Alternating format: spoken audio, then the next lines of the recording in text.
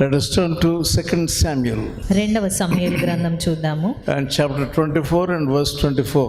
24వ అధ్యాయము 24వ వచనం. And the king said unto Araunah, Nay, but I will surely buy it off at a price, neither will I offer burnt offerings unto the Lord my God of that which doth cost me nothing.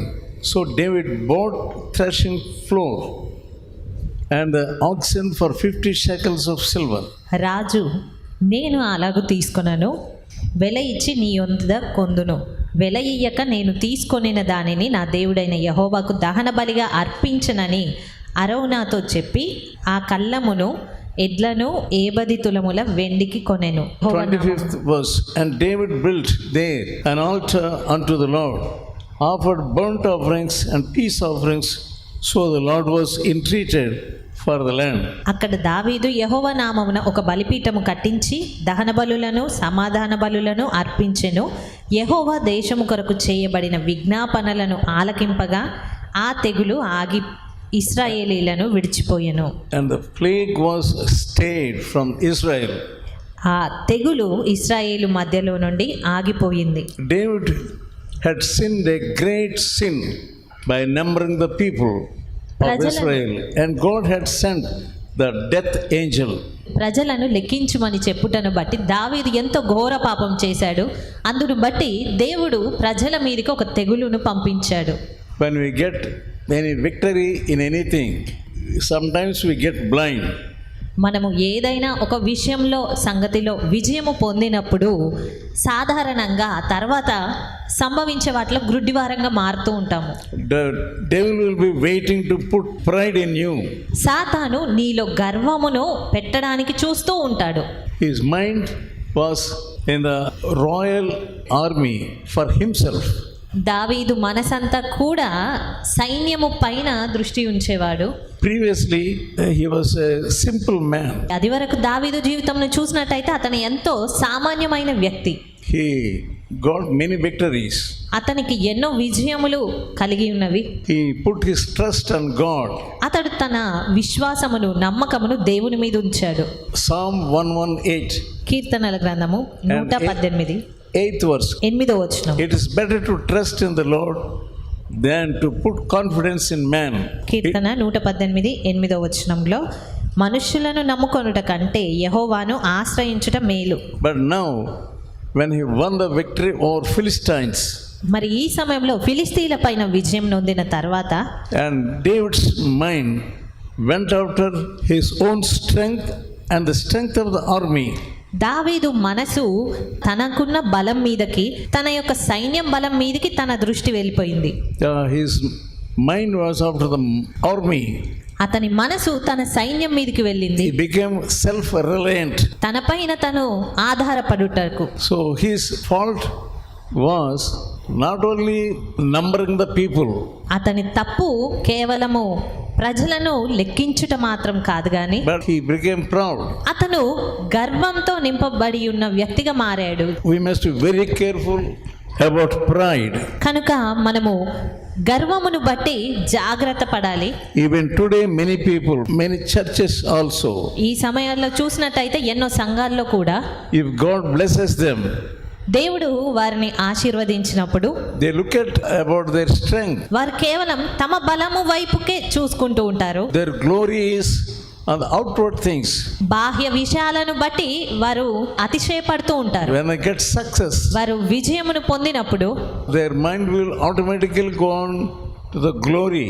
వారి మనసు కేవలము మెప్పుదల మీదకి, మహిమ వైపునకు మరలించబడుతుంటుంది. So when God blesses you, అయితే దేవుడు ఎప్పుడైనా మిమ్మల్ని ఆశీర్వదించినప్పుడు the Bible says in Deuteronomy 17th chapter, ద్వితీయోపదేశ కాండము 17వ అధ్యాయము and verse 16, 16వ వచనము. అతడు గుర్రములను విస్తారంగా సంపాదించుకొనవలదు, తాను గుర్రములను హెచ్చుగా సంపాదించుకొనుటకు గాను జనులను ఐగుప్తునకు తిరిగి వెళ్ళనీయకూడదు.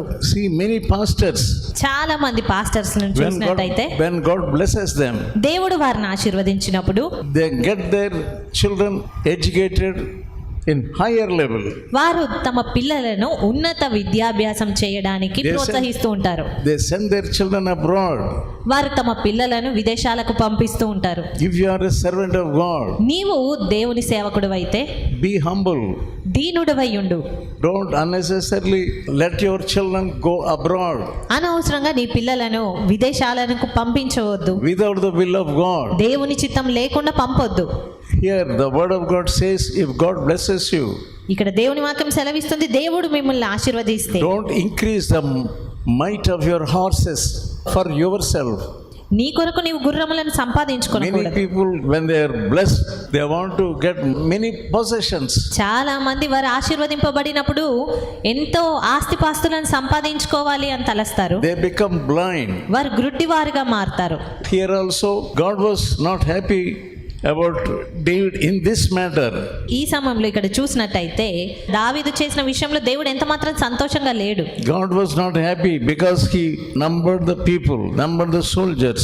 దావీదు తనకున్న సైన్యమును లెక్కించుటను బట్టి లేదా ప్రజలను లెక్కించుటను బట్టి దేవుడు ఎంత మాత్రం సంతోషించట్లేదు. It made him proud.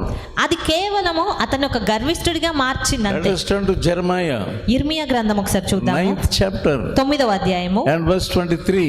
23వ వచనం. This is what the Lord says: Let not wise glory in his wisdom, neither mighty man glory in his might.